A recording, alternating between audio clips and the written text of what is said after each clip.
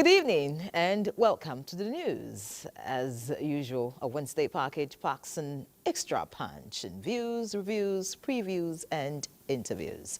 We will track unfolding events while giving new perspectives to developing stories. Our lenses, of course, remain focused on issues that affect Nigeria and Nigerians. Tonight, more leaders lend their voices to the call on citizens to shelve the planned protest scheduled for tomorrow. The first one is the Nigerian student loans scheme. What we need as a nation is to allow these economic reforms and various interventions to mature. On infrastructure development, Presidential Power Initiative enters second phase as construction and rehabilitation of distribution lines begin. A testament to the readiness of the federal government to quickly accelerate the upgrade of transmission infrastructure in the Nigerian power sector. And still on infrastructure, potable water gets to a community for the first time, triggering a cascade of excitement. In sports, Super Falcons failed to fly in France, to fly home after defeat to Japan.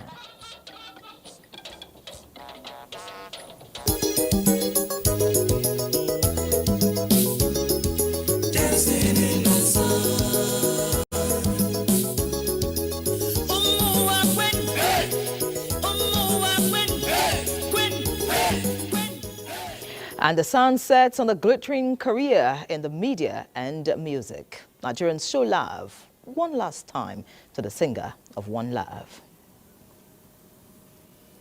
As usual, we have packages from the legislature, judiciary, security, youth development and business. Benny Adams is on hand to mind his business, while we'll be giving you updates from the Paris 2024 Olympics. Badi Adeleye is, of course, on the screen. It's an eclectic package, and as we say on this bit, the proof of the pudding is in the eating. I'm Yen Ray John, and this is News Extra. Welcome.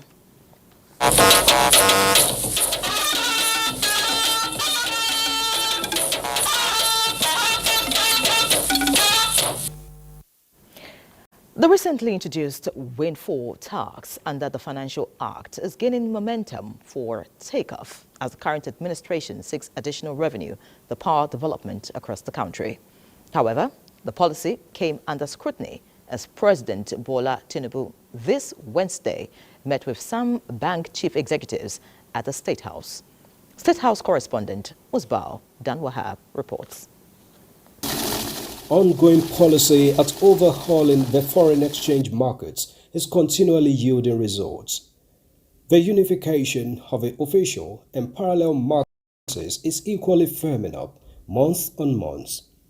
The banks are major beneficiaries of this economic reform of the current administration. And so, the government recently introduced the windfall tax under Nigeria's Finance Act, seeking to redistribute the gains being made by the banks in this regard back to the people. Some bank executives were in the State House to seek presidential clarification and to iron out the grey areas on this policy. The president's experience as an astute accountant would come into play, as the outcome of the meeting is also a win-win for the government and the visiting bankers. We sought to ensure that we are all on the same page. I believe we are, between the banks and the government. We also sought to ensure that we are also playing our role as a banking system, as an industry, to be able to channel back some of the gains that we have made into the general economy. The banking system has enjoyed some what we will call windfall or unearned profits, and in the interest of distributing wealth across the Nigerian society, the government has stepped in to take some of that wealth on behalf of Nigerians. We support the government. We believe that where extraordinary income has been made a part of it should go towards helping to alleviate poverty in the country, which is what the government intends to do. We support that. And we just believe that we should make sure that no one segment suffers. The bank chief executives also expressed satisfaction on what they describe as investment-friendly policies of the current administration. We believe that this government and this administration is very much pro-investment, is very much pro-growth, and they demonstrated that in listening to the concerns of the industry. And we believe that what we are seeing is a government that will continue to support all stakeholders in this economy and promote growth in the economy. We need mutual prosperity. Prosperity of the business owners, prosperity of the ordinary Nigerians, prosperity of the investors, foreign, local, so that everyone is happy. So the ultimate objective is to make sure that we create prosperity for everyone in Nigeria. The windfall levy, just passed by the National Assembly, is aimed at finding additional means to drive national development while avoiding additional tax burden on ordinary citizens. From the State House, Musbal Wahab, NTA News. Now, describe it as duty call, and you may not be wrong. The Senate and the House of Representatives simultaneously held emergency plenary Wednesday to attend to critical national issues. These include repeal and reenactment of the 2024 Appropriation Act and adoption of resolution urging those calling for nationwide protest to give government more time to deliver on its mandate of improving the well-being of Nigerians. National Assembly correspondent Lamiali reports on the emergency plenary of the two chambers following their recall from recess. Both chambers had last week embarked on recess after passing the amended 2024 Appropriation Act with an additional 6.2 trillion naira. This emergency plenary is to make adjustments in form of repeal and reenactment, which was done expeditiously, giving legal backing to the new budget figure totaling 35.055 trillion naira. The sum of 13 trillion 773 billion 275 million 994,384 naira is for contribution to the development fund for capital expenditure for the year ending 31st day of December 2024. Third reading taken and passed.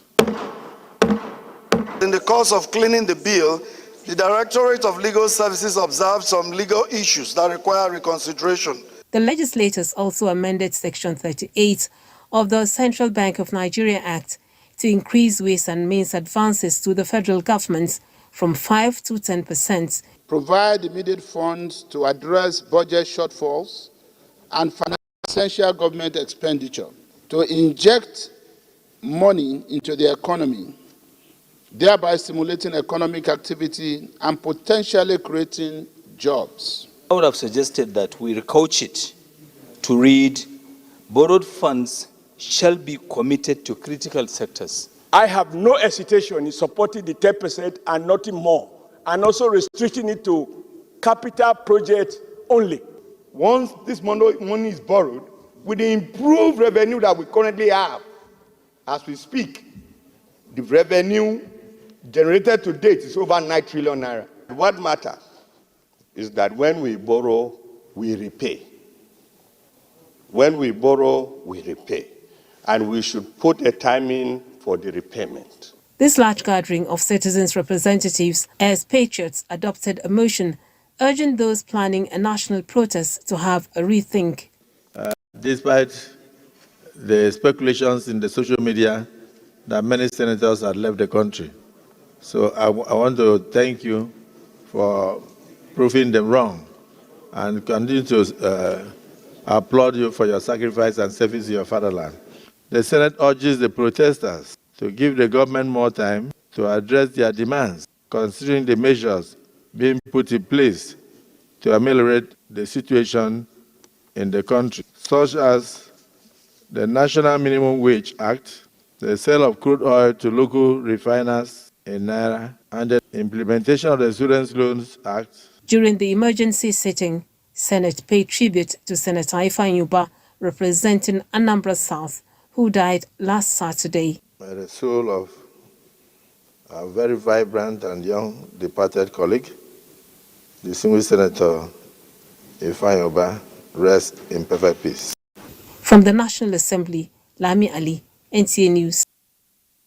Meanwhile, the federal government says it will soon initiate a bill that will ensure that youths in the country get 30% quota in government positions.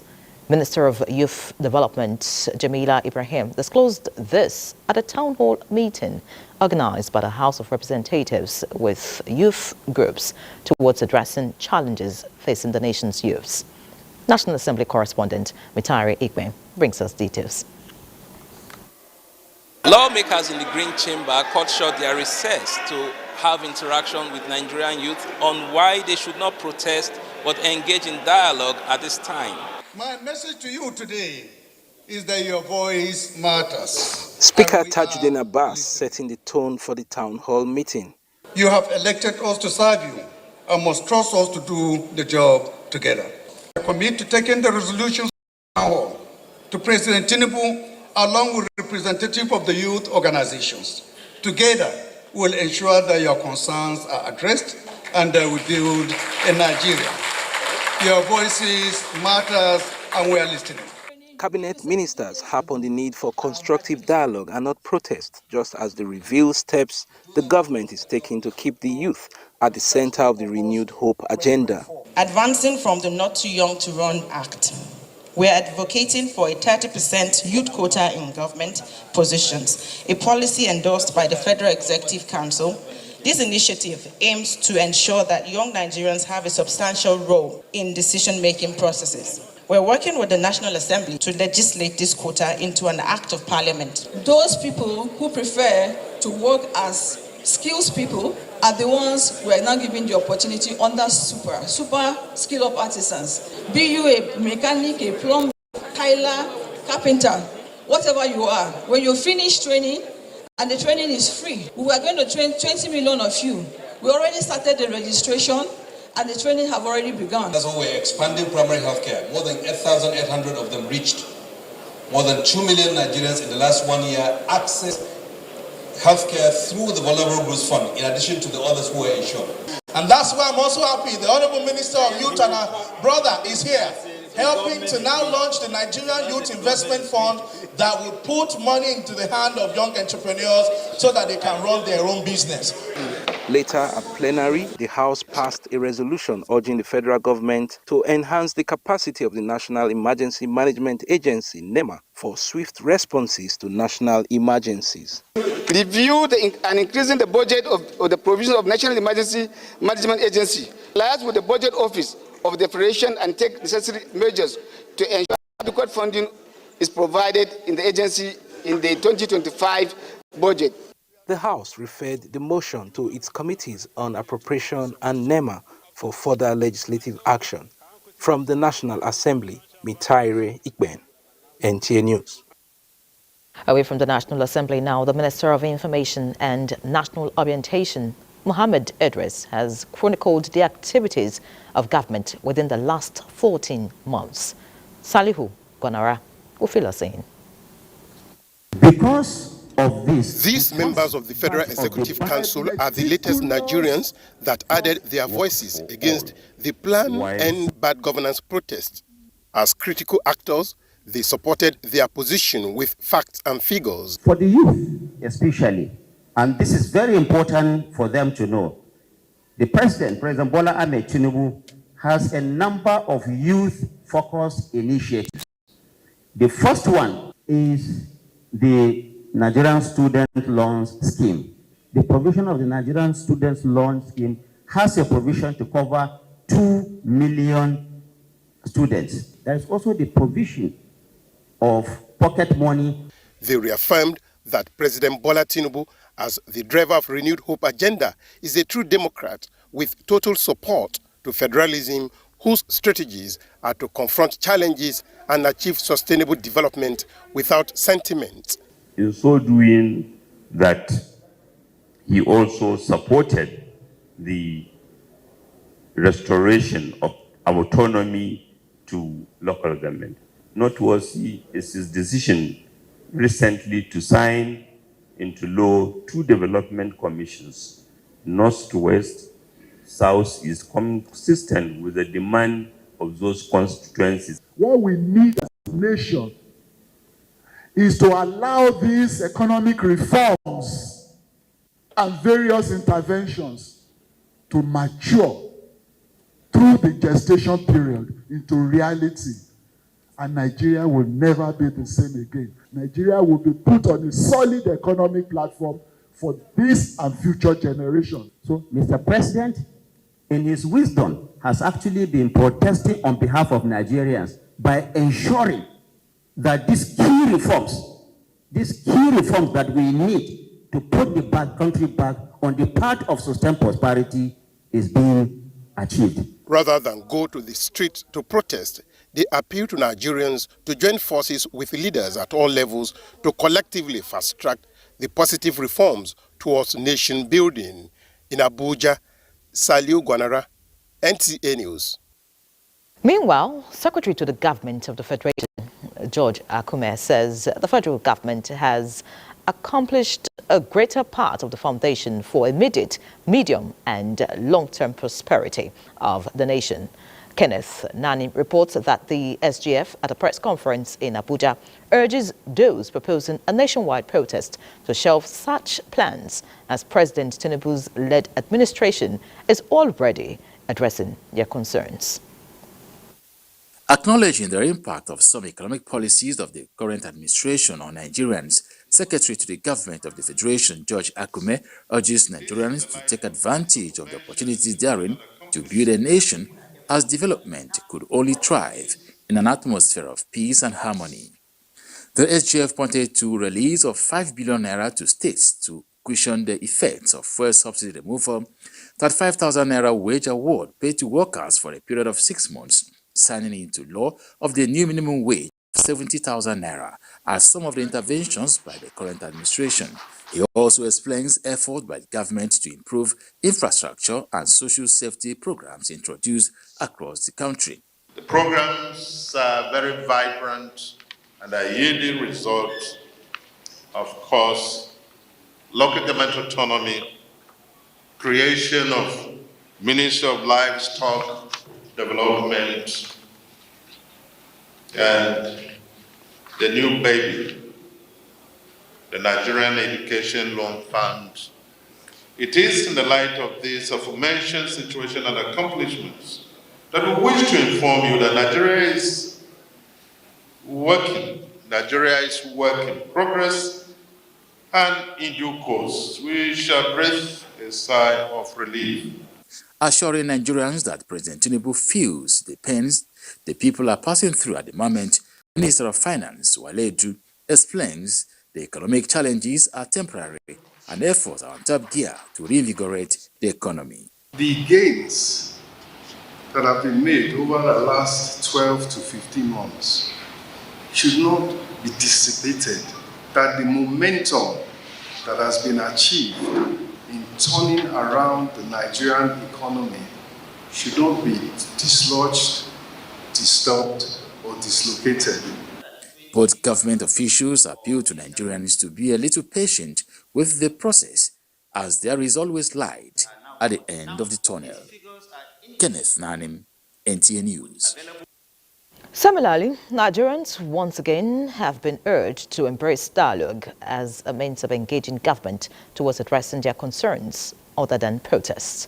Secretary to the Government of the Federation, George Akume, re-emphasized the need for public awareness of efforts by the government to address some of the socio-economic challenges being faced by the nation. The SGF made a plea when he received a delegation from the Charismatic Bishops' Conference of Nigeria, noting a number of interventions by the current administration to cushion the effects of fuel subsidy removal and other projects and programs aimed at resuscitating the economy. The government, sometimes you don't know from where to start and where to end. I made a small list here. I'll give it to you.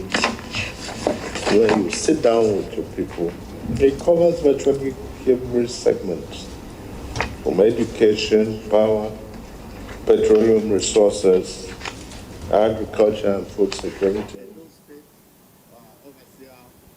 Leader of the delegation, Archbishop Leonard Kawas, explains that the visit is to show appreciation to the SGF for his support during their conference. He describes President Tinubu as a listening leader who is making efforts to salvage the situation and should be supported. Storm the streets to protest.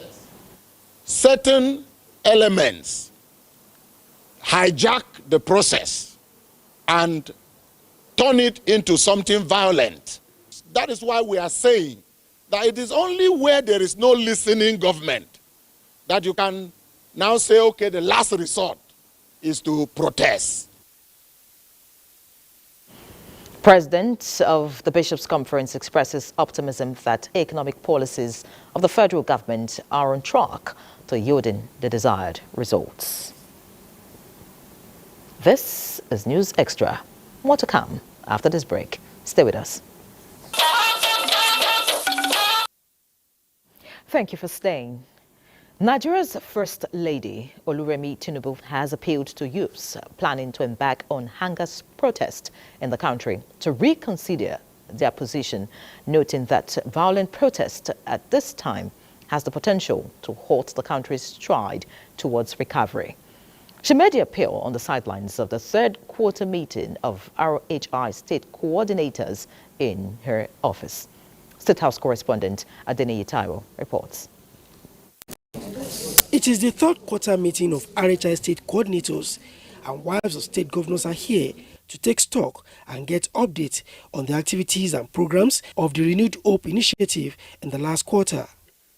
May her gentle soul rest in perfect peace. A minute silence to mourn the passing of the late elegant stallion Onyeka Onwenu opened the meeting. Discussions will cover. Then follows the business of the day, with Nigeria's First Lady Oluremi Tinubu reeling out progress made in education, starting with 200 awardees of the Alda Nepal Scholarship, Young Farmers Club in Agriculture, and other key focal areas of interventions.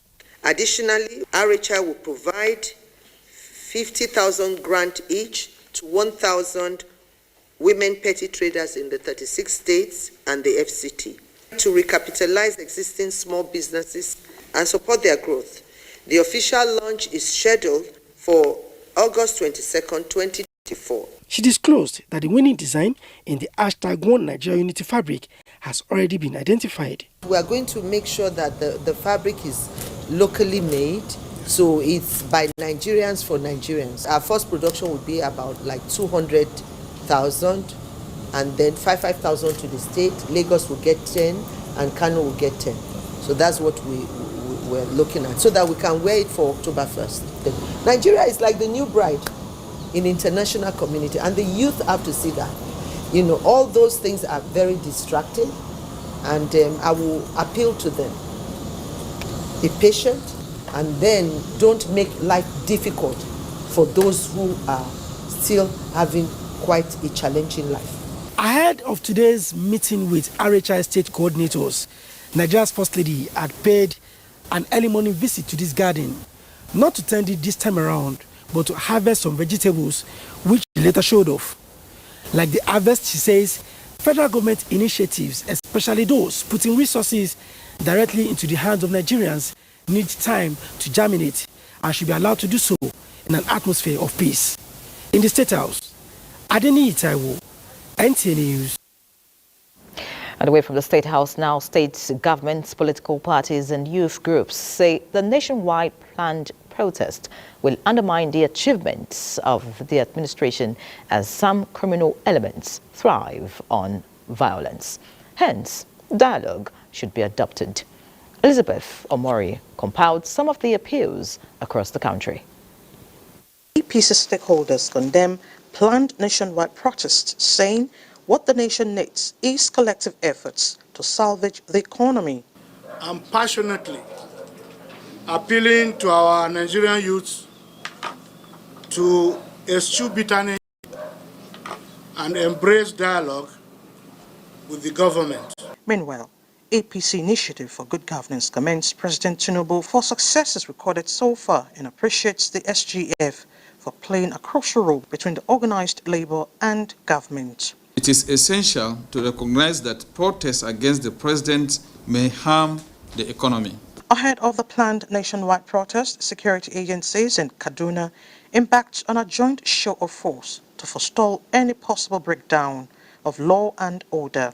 Anybody who is willing to come out for peaceful protest, we are ready to give him cover. The Ohinohi of Igbira land cautions that protest will push the nation backward. If happens that some people now hijack the protest, the trouble you see, the starting point, that is what you know, but the ending point, you may not know. Addressing Lagos residents, Governor Babajide Sanwo-Olu warns against violent protests that could plunge the state into anarchy. The police have assured us that they will provide all the necessary security arrangements to all of our citizens. Bilkisu Nuhu in Plateau State says the State Command of the Nigeria Security and Civil Defense Corps has deployed more than 2,000 personnel to flashpoints across the state.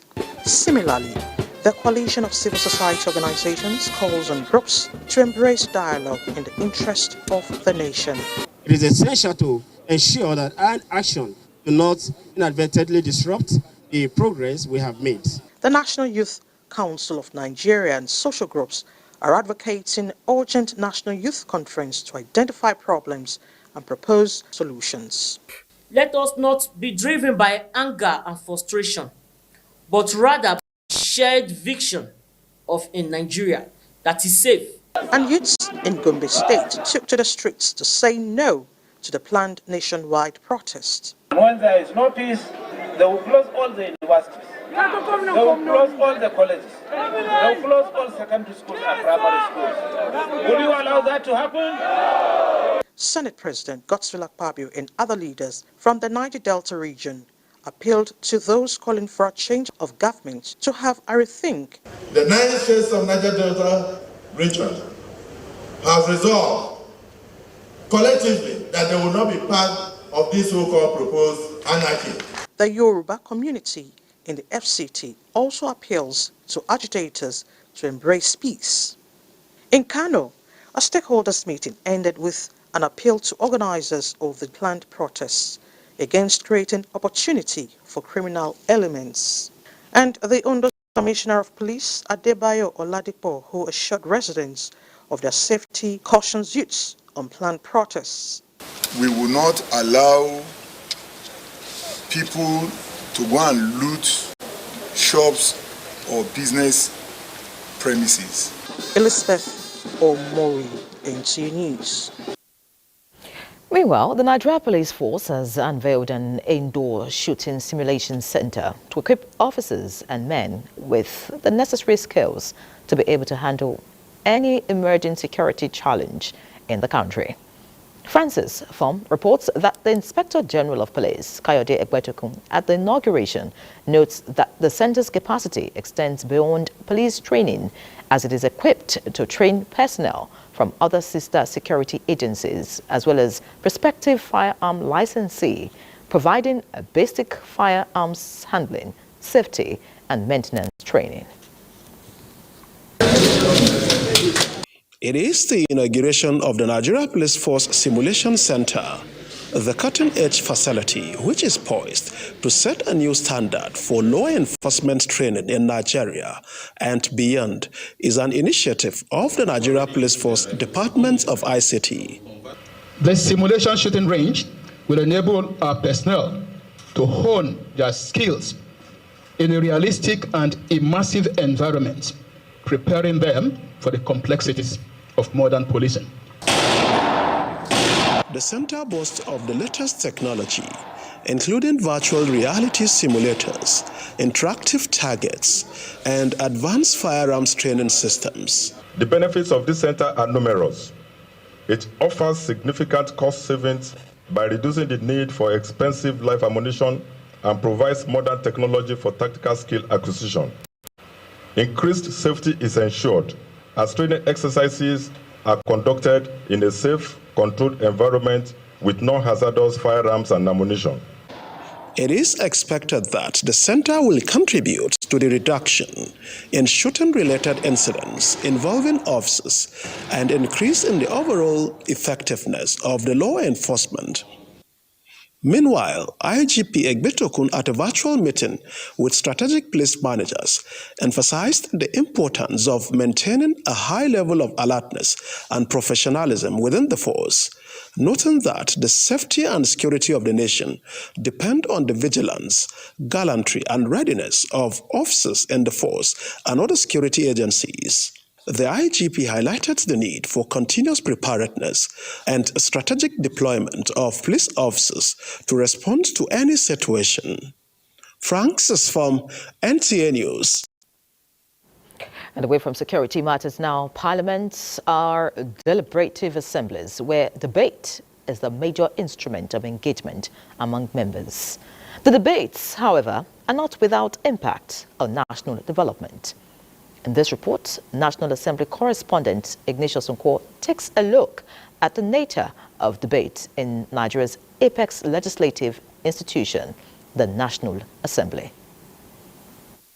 When members of parliament make their way into the hallowed chamber, a forum for argument is eminent. But structured in a formal debate, it is usually a debate for or against a bill or motion. As serious as it is, every parliament has rules for debate. If you're desirous of making contribution on a bill or on a motion, it is only when the presiding officer recognizes you that you have the right to speak. Debates in parliament influence policies and decisions of governments the world over. The influence of the revocation of the doctrine of necessity by the Senate during the ailing health of late President Umaru Musa Yar'Adua, the aborted third-term agenda, and the parliamentary debate on Brexit are some of the remarkable instances of debates influencing national positions. The doctrine of necessity was manufactured in the Senate of the Federal Republic. Consciously or unconsciously, some members of parliament tend to project sectional positions at the detriment of national interest. Legislators who have advanced causes of national priority are usually revered. That is why election into the legislature is a serious decision. A member of parliament is expected to be one with high sense of reasoning, undivided sense of patriotism, and sound judgment of right and wrong. I see myself as a Nigerian, not just I represent the central Senatorial. I speak for them, but I also speak for them in issues that relate to national unity of Nigeria. When it comes to the larger picture, whatever the interest of your constituency is should be subsumed to the overall national interest. For Nigerians to stand in brotherhood, sociologists say parliamentary decisions in Nigeria must consciously be devoid of ethnic or sectional coloration. Ignatius Nkwo, NTA News. Enacting sustainable reforms subjected to diagnostics and benchmarks is crucial in nation building in Nigeria. This was part of postulations at IG Imokwede Foundation workshop on rethinking reforms, why many reforms fail, and solutions in Nigeria. Ayodeji Makinde has all the details. Experts and participants at this one-day national workshop by the IG Imokwede Foundation beamed their search on the complexities which hamper on efficient and effective policy reforms in the country. These complexities have not only affected the journey of Nigeria to complete nationhood, but continue to affect policy and decision makers in governance. Nigeria has more than its fair share of challenges, but reform is actually a continuous process that every nation goes through to ensure that the quality of life of its citizens continues to improve.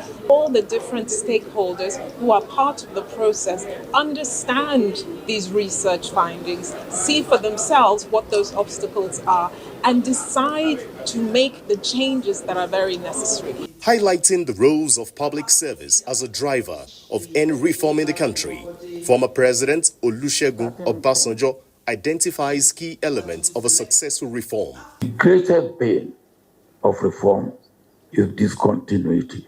Reform is a lifelong thing. involvement of private sector has also transformed the public sector. Now we work with timelines which we must not miss. I absolutely believe in the ordinacy of the public service for our country to become what it should be.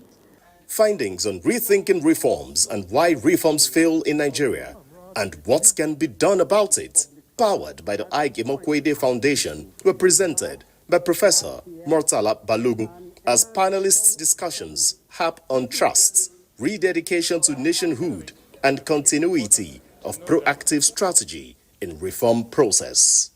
In Abuja, Ayodeji Makinde, NTA News. Let's take a look at the power sector now, as achieving sufficient and reliable electricity supply in Nigeria requires robust infrastructure. And that is what the Presidential Power Initiative targets as the federal government commits to building a resilient economy, with phase 1 of the project successfully delivered under the federal government Siemens deal. The second phase has kicked off. Joshua Ojito has a progress report on the project. 10 power transformers and 10 mobile substations successfully delivered to Nigerian government by Siemens Energy and are being installed across the country to boost transmission capacity. With renewed vigor by the present administration to accelerate implementation of the project, the next phase of the deal is set to commence.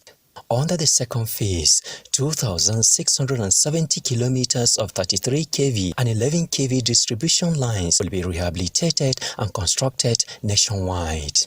The project is to kick off from the southeastern part of the country. Testament to the readiness of the federal government to quickly accelerate the upgrade of transmission infrastructure in the Nigerian power sector, which will ultimately achieve the stability that we have all been craving for in electricity supply to our households, to our businesses, to our industries. We're improving the lines infrastructure. Under the Presidential Power Initiative, we know that Siemens is doing the upgradation of the transmission on a turnkey basis, but Siemens is not in the business of doing lines. So Mr. President has approved the partnership between Elsewedy and Power China, and the entire project scope is over 2,683 kilometers. Mr. President also has a very, very soft spot for the eastern part of Nigeria, and he believes that the industries there must be revived. The Presidential Power Initiative targets to wrap up generation, rehabilitate and modernize transmission, as well as distribution networks nationwide. Joshua Ojito, NTA News. Let's look at other infrastructure now. It is the gateway to about 5 African countries with a history that's as old as Nigeria. That's the Maiduguri-Dikwa-Gamburu Federal Highway in Borno State. That's today, to say the least, a nightmare to motorists owing to its deplorable condition, worsened by its topography and the rainy season, which is on now. The good news here is that President Bola Tinubu's administration has awarded contract for the total rebuilding of the Dikwa to Gamburu section.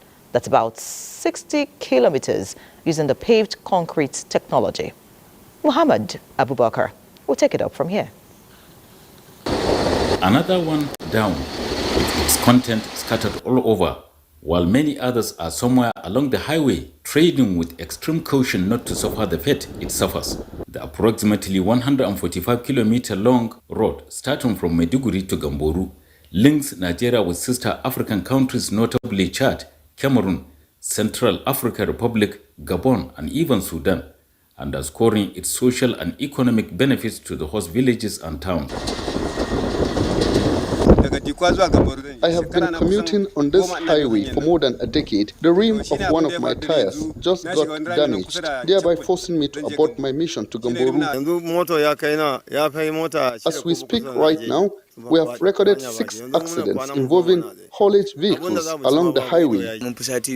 We have been here for more than 2 weeks owing to the bad condition of the road. Vehicles, especially those hauling goods, are up, turning their contents, causing massive losses to the owners. Thanks to the federal government of Nigeria for the decision to have the highway totally rebuilt, evident of which is the move into site by the construction firm to handle the multi-billion naira project with earth-moving equipment already on ground.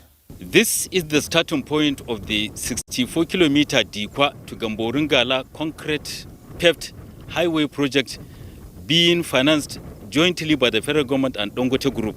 Now awaiting presidential flag-up. When completed, it is going to link motorists from Nigeria to other African countries with ease. The excitement generated by the approval by the Federal Executive Council to rebuild the highway in phases is better imagined. To be honest with you, we are so happy to hear that the contract for the total rebuilding of the highway was recently awarded by the federal government. We don't even know how to thank the federal government for heading up to the appeals for the highway to be totally rebuilt. Maiduguri, Muhammad Abubakar, NTA News. Still in Maiduguri, Borno State government has expressed commitment to do all that it takes to end farmers' headers clash across the state. Governor Babagana Zulum stressed the commitment of his administration while receiving report of the committee investigating causes of farmers' headers clash at the government house in Maiduguri. Mohammed Goni reports. Presentation to Governor Zulum of the findings and recommendations, as well as 3 maps depicting grazing and foreign reserves, as well as cattle rules, followed completion of the assignment given to the Committee on Investigating the Causes of Farmers' Headers Clash, which started in February this year. The 21-member committee comprising representatives of the traditional institution, government officials, security operatives, and experts was inaugurated as a result of the growing concern over the prevalence of farmers' headers clash in parts of the state, with a mandate to, among other things, identify the causes of the clash, as well as the cattle rules and grazing reserves, and offer recommendations on ways to propose solutions to the challenges. Chairman of the committee, who doubles as the special advisor to Governor Zulum on livestock, Tijani Bani Mohammed said the committee convened town hall meetings of critical stakeholders from farmers, headers, and other concerned citizens to rope minds and chart a way forward. A lot of resolutions and recommendations were reached, and then we compiled them into 2 volumes. Volume 1 is the main report, where we have our findings, our recommendation in form of short-term, medium-term, and the long-term. Governor Babagana Umar Zulum lauded the committee for the thorough job and assured of government's readiness to implement recommendations of the committee. I want to assure you that this administration will do everything possible to resolve this crisis. So land is not a limiting part at all. If we can utilize the land very well, why not? He thanked the emirate councils in the state for participating in the committee through their representatives. In Maiduguri, Mohammed Goni, NTA News. And from the home of peace, let's head to the new world. It is indeed pleasing when the government serves the citizens by providing the needed amenities that will improve their living conditions. The people of Gwari village of Duse local government area of Jigawa state are finally in the category of citizens being provided with a basic amenity, potable water. And this is the first time in the history of the community, according to reports. Muhammad Musa Askira reports that Governor Umar Namadi, who personally inaugurated the water project, reiterated the commitment of his administration to impact lives. This is Gwari village. The people of Gwari town or Gwari village have been suffering from acute water scarcity for over 300 years. Today, with the commission of these water projects, these people are not only happy, but their suffering has come to an end. This marks the end of 300 years of suffering from acute water scarcity. Gwari, a village on the hilltop, has been surviving using donkeys to climb down from the 882 meters height to fetch water from the river where animals drink.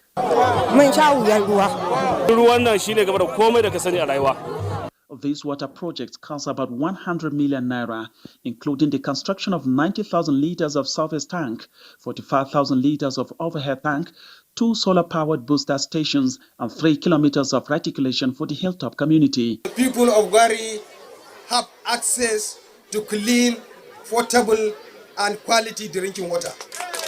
The standard of water that will be taken by the people of Gwari is the same or above the standard of water that a British man is taking in London. Speakers at the commissioning of the project commend the governor for his quick response to the plights of citizens in the state. The project is designed to supply water to the villages far above the World Health Organization's minimum requirements of 60 liters of water per individual a day to 100 liters per person a day, and these, by the contractual agreements, will last for the next 25 years. To ensure the maintenance of rural water supply and quick intervention where there is a challenge, the governor has distributed 30 units of motorcycles to water supply technicians for supervision to ensure effective and efficient water supply to the people of Jigawa State. From Dutse, Muhammad Musa Askira, NTA News. Congratulations to the people of Gwari. Indeed, water is life. In view of the rising cases of flood incidences across the country, the National Emergency Management Agency, NEMA, has convened a National Emergency Coordination Forum of stakeholders to review the situation and strengthen partnership towards the implementation of mitigation strategies and timely responses. Director General, National Emergency Management Agency, NEMA, Zubaida Umar, emphasized the need for all stakeholders to rise up to all the challenges the 2024 flood devastation may pose in the country. Ilyasu Yakubu will feed us. The coordination meeting brought together stakeholders from all critical sectors of flood management for stock-taking and review of strategies to activate initial plan of actions after the release of the seasonal climate predictions and annual flood outlook that reveal high probability flood in the country. Director General of NEMA, Zubaida Umar, said, so far, the flood has impacted communities in 42 local government areas across 18 states with 44 lives lost. While appreciating the commitment of the stakeholders, she urged all relevant ministries, departments and agencies, including non-governmental organizations, not to relent in their effort. NEMA has also activated the National Emergency Operations Center to support and coordinate responses, share information, provide timely support to affected areas, collate and analyze flood incident data across the country. I look around and I see an enormous wealth of experience, an enormous wealth of know-how. And that gives me confidence that together we can address these issues. And we're also working hand in hand with NEMA to ensure that all these areas with preventive measures have been put in place. NEMA has since deployed its search and rescue officers to the affected communities to ensure prompt rescue and evacuation of flooded residents. In Abuja, Ilyasu Yakubu, NTA News. Not a quick break. Please remain tuned. Welcome back. Despite the global transition to renewable energy, Nigeria's rich hydrocarbon sector is capable of generating significant revenue for development and providing support for gradual energy transition in the country. This was the crux of the discourse at the Petroleum Technology Development Fund, PTDF, University of Nigeria, UNN Professorial Chair Closeout Lecture. Susan Eze has the details. As part of their mandate, the Petroleum Technology Development Fund, PTDF, also champions the cause of research and the development of new frontiers in the hydrocarbon sector. Thus, this event aims at stimulating discussions on the exploration and exploitation of the underexplored basins, such as the southeastern Nigeria inland basins. According to the Executive Secretary, PTDF, Ahmed Galadima Aminu, represented. The southeastern Nigeria basins and other inland basins hold great potentials for the country. PTDF is almost cutting across all over Nigeria. Like if you go to Port Harcourt, our chair is on gas technology. If you go to Benin, our chair is on renewable energy. Professor Ayoma Mode delivered a lecture on the topic, Synoptic Overview of the Hydrocarbon Potentials of Southern Nigeria Sedimentary Basins. It is estimated that we will have up to 30 trillion cubic feet of gas in the Anambra Basin. You are supposed to keep on exploring, keep on developing more oil and gas fields so that your reserve will grow. If we roll up our sleeves and do more research work and studies, we too could have fields that could go from frontier to major discoveries. The closeout lecture, attended by the acting Vice Chancellor UNN, Professor Romanus Ezokonkwo, and other scholars, also saw the launch of a book, Unlocking the Hydrocarbon Potentials of the Anambra Basin and the Southern Benue Trough, which is a documentation of research works and projects in the field of geoscience for future references. The PTDF also awarded some deserving individuals for their contributions in the development of the oil and gas sector. In Enugu, Susan Eze, NTA News. Let's now let the busy businessman Benny Adams fill us in on some of his activities. Benny, what's the latest? So much in the world of business. Now, the federal government has taken steps towards addressing the housing needs of low-income earners in Nigeria with the inauguration of the Board of Family Homes Funds Limited. Minister of Finance and Coordinating Minister of the Economy, Wale Edun, says the fund's mandate, which aims at fostering an inclusive environment, creating jobs, and eradicating poverty, aligns with the renewed hope agenda of the present administration. He expressed confidence in the board's ability to deliver on their mandate, highlighting that the selection process was strictly merit-based. The board is chaired by Ademola Adebise and has Abdul Muttalab as a CEO, among other members. The National Pension Commission, PENCOM, says it is poised to explore new frontiers in the implementation of the contributory pension scheme. Director General of the Commission, Omolola Oloworaron, on assumption of office, is committing to sustaining pension assets on growth trajectory, ensuring increased CPS membership and supporting coverage expansion initiatives. She says expeditious payment of retirement benefits while deepening the pension investment horizon for enhanced returns to contributors and retirees is her focus. And now, taking a look at the markets, investors lost 32.04 billion naira as the all-share index declined by 0.06% to close at 97,774.22 basis points. A total of 1.8 billion shares in 10,847 deals corresponding to a market value of 23.1 billion naira were traded. Today's data shows 360% improvement in volume, 189% improvement in turnover, and 4% improvement in deals. The current market capitalization is 55.5 trillion naira, and on the aggregate, 115 listed equities participated in trading, ending with 26 gainers and 30 losers. Fidelity Bank recorded the highest volume of 1.3 billion traded shares, followed by Zenith Bank 83.9 million, Vetus Capital sitting on the third spot with 45.4 million, and Wando 43.1. That is business news. News Extra continues. It's over to you, Henry. Many thanks, Benny, for the update. But let me also let you know that keen strategists in the financial sector are of the view that the ongoing banking recapitalization in the country could be a catalyst for a $1 trillion economy, which can easily support infrastructure expansion. Muplang Dakok reports that this view was shared at the launch of the 2024 Banking Sector Report by an Economy Watch group.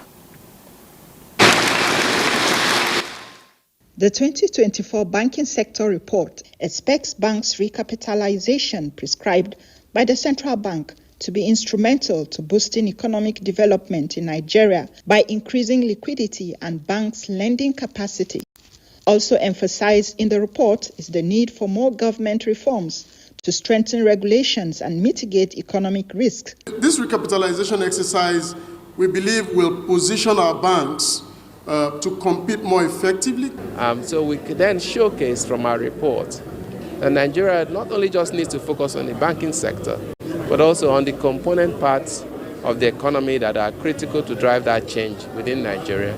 And we end by pointing out human capital development encompassing both healthcare, education, security, rule of law, and all of that. The central bank says it is collaborating with stakeholders to ensure that Nigeria's financial sector is strong and well positioned to help achieve the much expected $1 trillion economy by 2030. We are currently working with the banks, reviewing their capital plans and other ancillary activities relating to the capital raise. And we are giving them assurance, we are working on the policies for that in the event that they are not able to be taken up, they will not suffer any form of devaluation loss. In the recapitalization regulation, banks in Nigeria will need to raise an estimated 4 trillion naira to consolidate on their capital base. In Abuja, Muplang Dakok, NTA News. Let's head to the glory of all lands now. The Bayelsa state government has commenced distribution of 20 trucks of 25 kg rice to vulnerable people in the state to cushion economic hardship effects.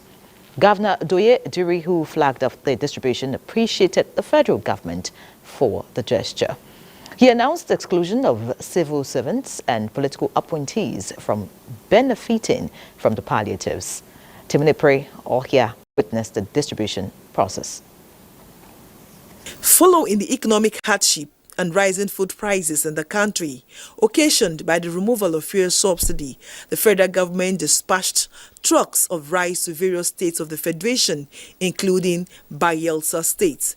Bayelsa State Governor Doye Diri, who acknowledged receipt of 20 trucks of 25 kg rice, directs the immediate distribution of the food items to rural communities. No political appointee should benefit from those rice distribution. No civil servant should benefit from it. That should be given to our people who are neither in government. We'll try as much as possible to be very, very transparent in distributing this palliative so that it can give meaning to those that are not capable of fending for themselves. Some residents commended the federal government, noting that initiatives should be transparent and equitable. It will even be better that you bring this rice, instead of giving them for free, sell it at a very lower price. Each ward of the state is expected to get 190 bags of 25 kg of rice and 30 bags of gari. Iyenagwa, Timonepre Ohia, NTA News. And in the Gateway State, last year, a student got the overall best result in UTME examination. While this year, 2024, 8 students from Ogun State were part of the best 12 candidates who scored the highest grades in the 2024 Unified Tertiary Matriculation Examination, UTME. In this report, Onyeka Ojilade examines Ogun State's performance in JAMB. Ogun State, Nigeria proudly boasts of having the largest number of educational institutions in the country, with a notable dominance in the number of tertiary institutions. However, the recent release of results by the Joint Admissions and Matriculation Board have raised question on the quality of education and student performance in the state. In the 2024 UTME results released by the Joint Admissions and Matriculation Board, JAMB, Adesoya Daniel Oluwatimileyin, an Ogun State indigene who sat for the examination in Delta State, achieved an impressive score of 363, securing the 9th position nationwide. The preparation has been long before now. The centers were accredited automatically. Everything we are doing is technology based. Our system is so much wired to teach, all right, than to care how the learners learn. There is a way learners learn. Learners don't learn the same way. Our teaching model is not really wired to help all the kind of learners. And as a result of that, we are not giving them what they really need. Students, even ministry officials. So we've done a lot to encourage excellence, to encourage performance. While Ogun State students may not have dominated the top positions in the 2024 UTME, the achievement of Adesoya Daniel Oluwatimileyin serves as a beacon of hope. In Abeokuta, Onyeka Ochelade, NTA News. Let's take another quick break. Stay with us. Remains of legendary musician, actor, and broadcaster, late Onyeka Onwenu, have been moved from Reddington Hospital, Victoria Island. The iconic singer was said to have slumped after performing on stage at a social function in Lagos. Joel Popola reports.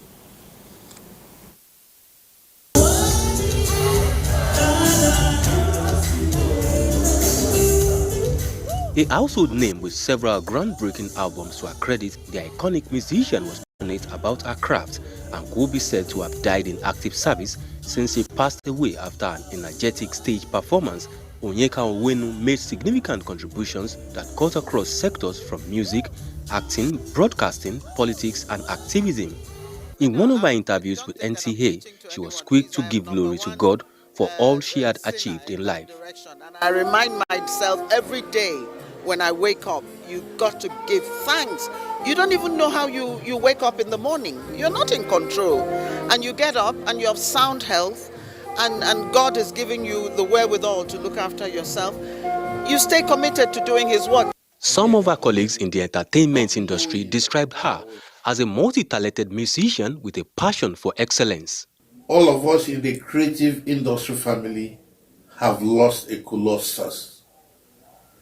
Nigeria has lost an icon, a true icon. It is sad. She's one of the pillars of our music industry, our entertainment industry generally. For this to happen is very scary, honestly. Well, all we have to do now is to say prayers for her and then ask God to comfort the family. Born on January 31st, 1952 in Obosi, Anambra State, Nigeria, the iconic musician, popularly referred to as an elegant stallion, had bachelor's degree in international relations and communication from Wesley College in Massachusetts and a master's degree in media studies from the New York School for Social Research in New York City. She had a stint in broadcasting where she worked with the Nigerian Television Authority and produced a documentary that gained attention in 1984 entitled Nigeria, a Scoundrel of Riches. She eventually served as chairperson of the Imo State Council for Arts and Culture in September 2013 and was appointed by President Goodluck Jonathan as Executive Director, Chief Executive Officer of the National Center for Women Development. Members of the Onwenu family have not officially announced her demise or cause of her death. In Lagos, Joel Popola, NTA News. Meanwhile, President Bola Tinubu has condoled with the family of the late Onyeka Onwenu, the entertainment industry, Imo State government, and her fans, describing her as a queen of songs, whose edifying rendition, One Love, in the 1980s, evoked a fervor of fellowship and harmony. In a statement, the president recalls the many artistic interventions of the late musical icon in promoting public good, noting her classic collaboration with King Sunny Ade on Wait For Me, a melodic campaign on family planning in the 1980s. President Tinubu praised the soul of the deceased artist finds a place yonder where the music never fades and where there is dancing in the sun. The president states that the elegant stallion lives on in her immortal masterpieces. Similarly, the First Lady, Senator Oluremi Tinubu, says she's deeply saddened to hear of the passing of the elegant stallion, Onyeka Onwenu, MFR, especially as she interacted with her not too long ago during the Matters of the Nation event on the 25th of May this year. In a statement, the First Lady says she left doing what she knows how to do best, singing, and that her extraordinary talent, creativity, and contributions to unity and African values have left an indelible mark in the music world globally. Also, The Minister of Arts, Culture and the Creative Economy, Hannatu Musa Musawa, has expressed profound sadness over the passing of the Nigerian music legend, Onyeka Onwenu. The minister acknowledges Onwenu as a trailblazer, mentor and role model who inspired countless artists and fans, noting that her impact will be felt for generations to come. She announces that the Ministry of Art, Culture and the Creative Economy will be working with stakeholders to organize a fitting tribute to Onyeka Onwenu's life and legacy. Meanwhile, the Director General of the Nigerian Television Authority, NTA, Salihu Abdulhamid Dembos, on behalf of the authority and staff, extends deepest condolences to the family of late singer, actress, veteran broadcaster, and former board member of the NTA, Onyeka Onwenu. In a statement, Malam Dembos describes late Onwenu as not just a celebrated artist, but also a trailblazer in the broadcast industry, inspiring countless individuals with her talent, grace, and commitment to excellence. The statement also says that late Onwenu will be remembered for her eloquence, passion, and dedication to the arts and public service, as well as her contributions to the entertainment and media landscape of Nigeria. He prayed God to repose her soul as her legacy continues to resonate with the living. Onyeka Onwenu, a US-trained broadcaster, came into prominence in the 80s when she joined the NTA. But beyond her brief stint in the world of broadcasting, Onyeka gradually blossomed into a music artist of excellence with record-breaking tunes to her name, earning her the golden voice and elegant stallion. Onyeka Onwenu's prominence and love for the craft was never in question. As she exits at 72, people marvel at a woman who stood elegant, singing up a storm to her last breath. Here's a tribute. Intention to tell you how I feel, but it has come to my attention. Singer, songwriter, actor, journalist, politician, activist and former staff and board member of the Nigerian Television Authority, Onyeka Onwenu was a lady of many parts and an enigma in her public and private life. She began her music career in 1981 on returning from her academic sojourn in the United States of America, even while working as a presenter with the NTA. Onyeka released the album titled For the Love of You, an orchestral cover of Johnny Nash's Hold Me Tight, produced by Berkeley Jones, and never looked back afterwards as her brand soared. Her second album, Endless Life, produced by Sonny Okosun, included another cover, the Everly Brothers' Walk Right Back album, and won her many accolades. Onyeka went on to release monster hits such as One Love, You and I, which has become evergreen wedding song favorites. By 1988, she had become the dominant female singer on the Nigerian scene with her sultry voice, compositions, and compelling stage performances.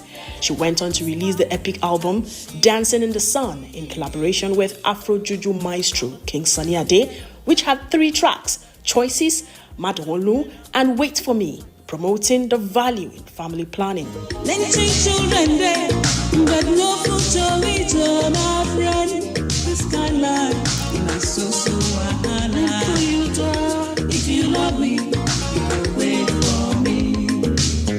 Onyeka Onwenu also had a sterling career as an artist, featuring numerous Nollywood movies. In 2006, she won the Africa Movie Academy Award for Best Actress in a Supporting Role for her performance in the movie Widow's Cut. She was also nominated that same year for Africa Movie Academy Award for Best Actress in a Leading Role in the movie Rising Moon. She went on to become a politician and held public office as Director General of the National Center for Women Development. As the nation and music industry come to terms with her passage, the tributes pour in for the lady that came to be addressed as the elegant stallion, including from the DG of the Mariam Babangida National Center for Women Development, Asabe Vilita Bashir. It is with profound sadness and a deep sense of loss that we have received the news of the passing away of one of our own, the former DG, Director General at the Mariam Babangida National Center for Women Development, and Nigeria's musical icon, Lady Onyeka Onwenu. And it is perhaps befitting that the curtains came down for her after performing at the 80th birthday celebration of founder of Emzo Pharmaceuticals, Mrs. Stella Okoli, yesterday.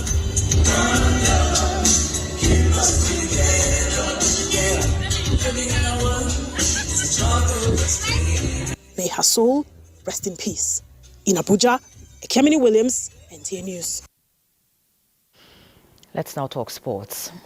Despite favorable results for Team Nigeria, rather unfavorable results for Team Nigeria on Wednesday at the Olympic Games, rays of hope ahead. Badi Adeleye will tell us about it. Badi. President Bola Tinubu extends his heartfelt condolences to the people of Idori, the government and people of Ondo State over the passing of Oba Frederick Adegunle Aroloye Arubiefun, the fourth Owa of Idori Kingdom and paramount ruler of Idori land. The president pays tribute to the first-class traditional ruler who was an advocate of peace, prosperity and development during his remarkable 40-year reign on the throne of his ancestors. While joining the good people of Idori to pray for the repose of the soul of the late monarch, the president affirms that the Owa will be long remembered for upholding the dignity of the throne and for his unwavering commitment to the progress of his people. And just before we go, let's leave you with this message from the Speaker of the House of Representatives, Tajuddin Abbas. That's News Extra tonight. Many thanks for watching. Have a good night. Nigerians, our beloved youths, I address you today with a heart full of empathy and a deep sense of duty. We are living through challenging times, and I want to acknowledge the difficulties that many of you, especially our youth, are facing. The economic pressures, social uncertainties, and other related concerns weigh heavily on our nation. Your frustrations and reservations are not lost on us. We hear your cries for change, for a better and more equitable Nigeria. I want to assure you that these concerns are taken with the utmost seriousness by the government of President Bola Ahmed Tinubu, GCFR. We are committed to listening, engaging, and working with you to find sustainable solutions to the issues that confront us. The government has initiated several policies and programs aimed at addressing the needs and aspirations of our youth. One of such initiatives is the introduction of student loan to ease the burden of educational expenses and ensure that no Nigerian youth is denied the opportunity to pursue their academic dreams due to financial constraints. The Tinubu-led administration has also made significant strides in providing access for funds for young entrepreneurs. Such various schemes such as the Consumer Credit Scheme, designed to support innovation and enterprise. In addition, we are focusing on job creation and skills development. Programs aimed at enhancing employability and creating sustainable livelihoods are being prioritized. We are committed to ensuring that the Nigerian youth are not only job seekers, but job creators. I also want to highlight the efforts of the House of Representatives in this regard. We are in the process of developing formal legislative mechanisms to ensure continuous engagements and dialogue with our youth. We believe that your voices must be heard, and we are creating platforms for regular interactions to build consensus on the way forward. Therefore, I urge you to remember that nation building is a collective task. We must shun violence and embrace dialogue. Your right to protest is acknowledged and respected.